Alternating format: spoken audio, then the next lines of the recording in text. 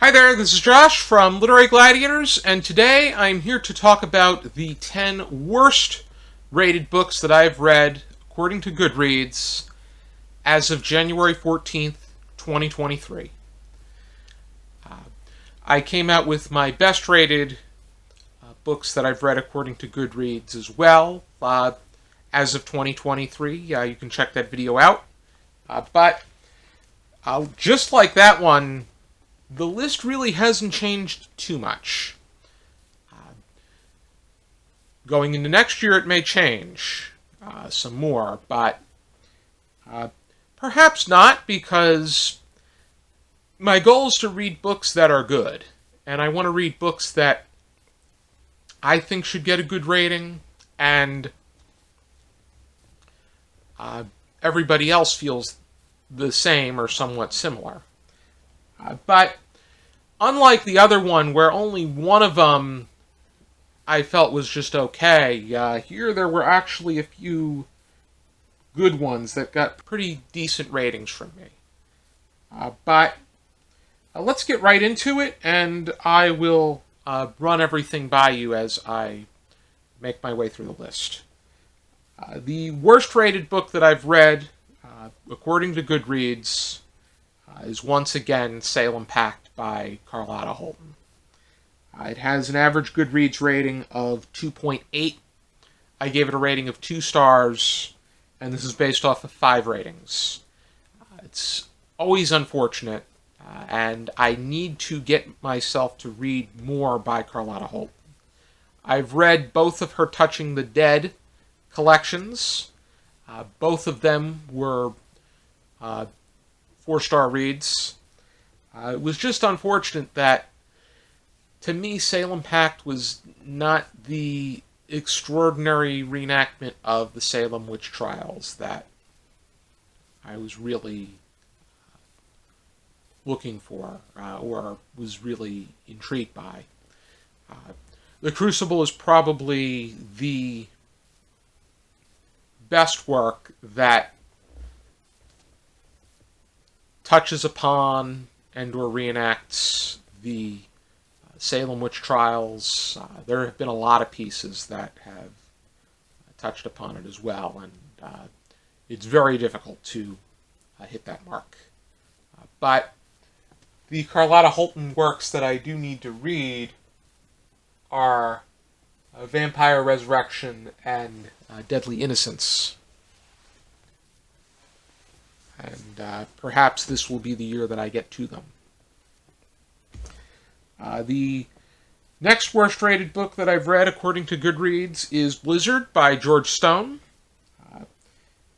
Has an average Goodreads rating of 2.98.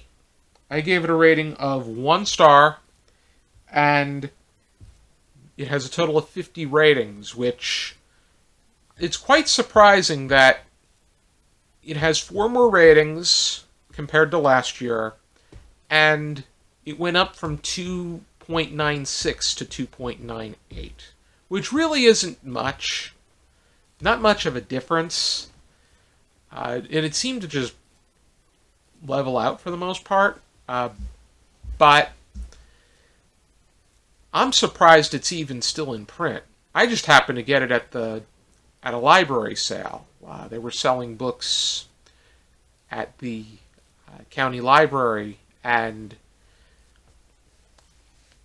I thought that it was an interesting premise, but unfortunately it was as much of a Swiss cheese work as it comes, where there were so many holes within the plot. There were putting people in so many different circumstances, but yet there was nothing came out of it.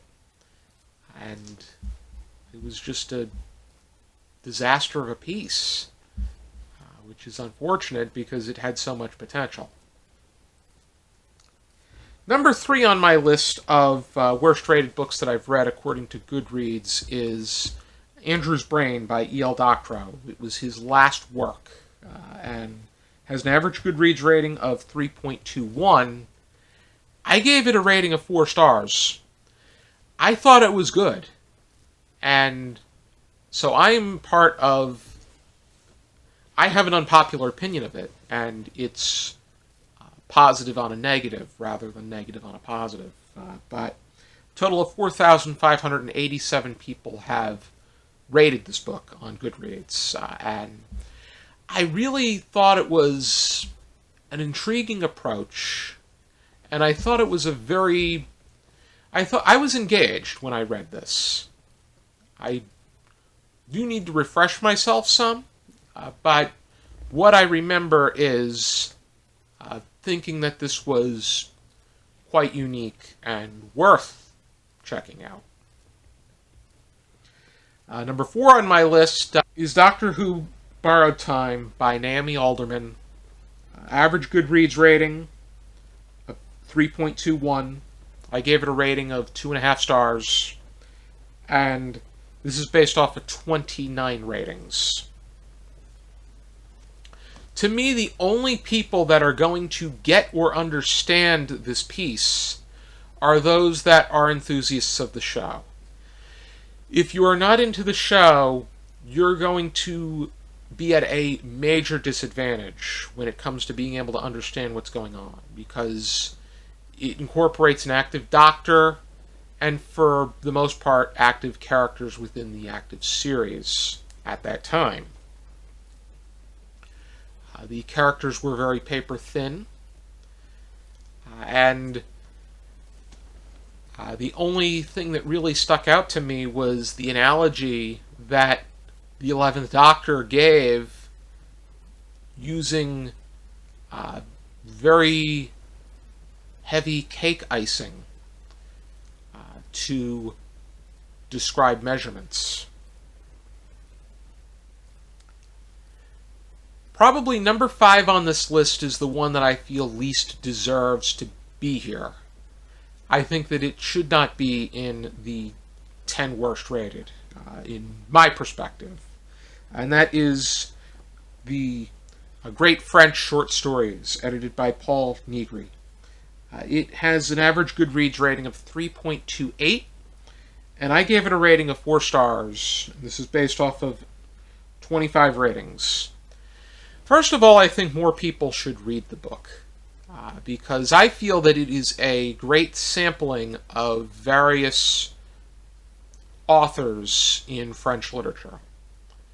I actually had it in my top 10 the year that I read it.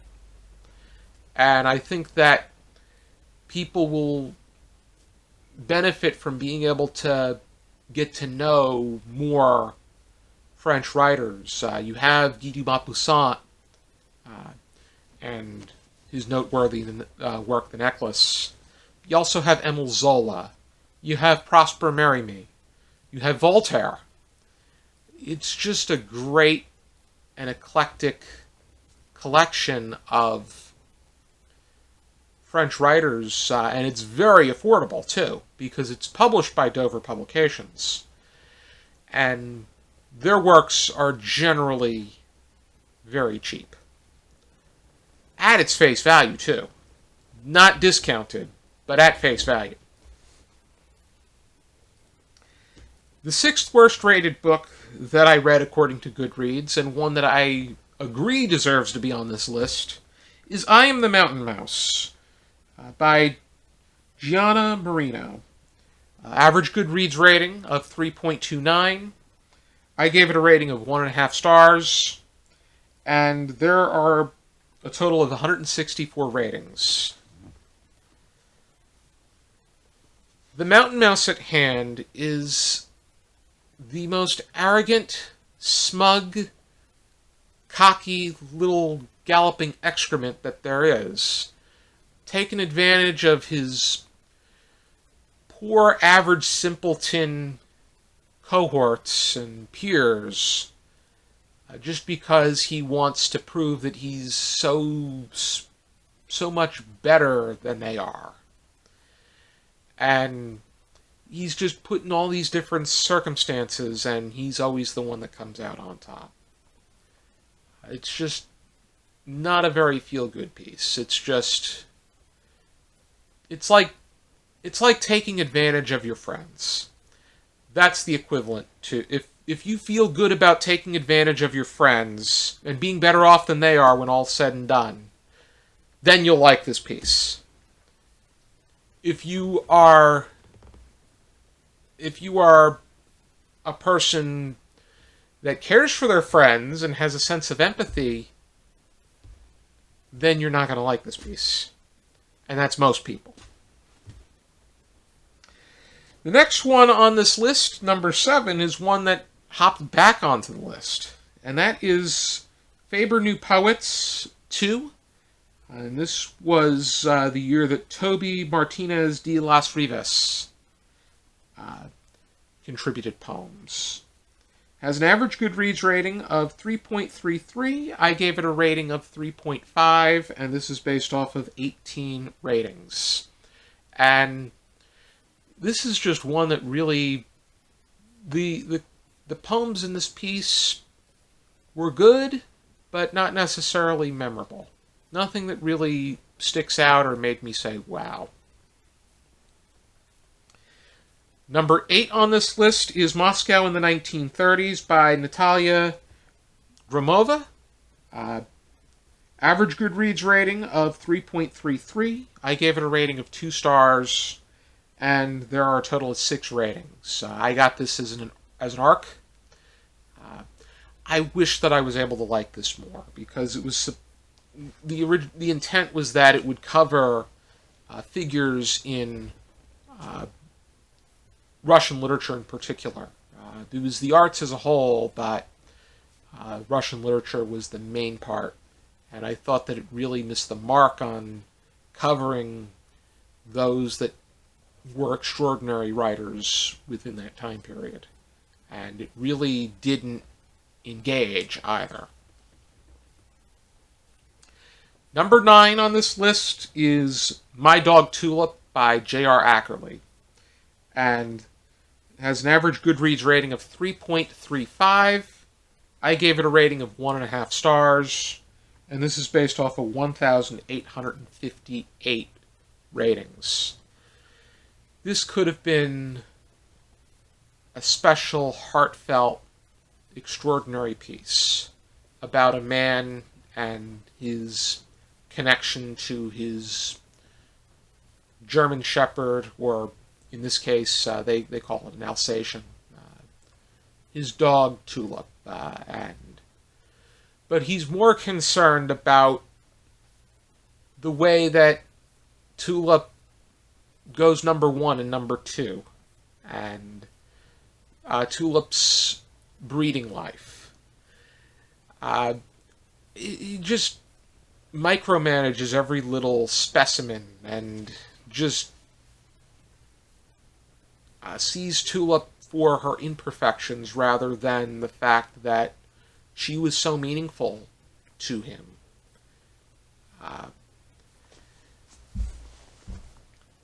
There is a lot that this was based off of Ackerley's own experiences. He had a dog, her name was Queenie, but that doesn't change anything for me as far as the quality of this piece is concerned, because it seemed like it was it demonstrated a sense of him being nitpicky and shallow. It didn't feel like, it felt like he couldn't be satisfied. And number 10 on my worst rated books that I've read according to Goodreads list is Every Last Lie by Mary Kubica. It has an average Goodreads rating of 3.37. I gave it a rating of 3 stars. This is based off of 32,169 ratings. Out of all of them, it has the most. This was also an ARC review, and Mary Kubica has become somewhat of a noteworthy thriller writer. But I didn't like this piece. I thought it was just okay. It was an interesting. It was interesting in the way that it was written, but I really didn't like the central character. And I thought that her thinking was quite irrational even for her circumstance. And it also seems to touch upon the style of writing that's been taking place, where you get the perspective of different characters per each chapter, and it all leads up to the answer at hand.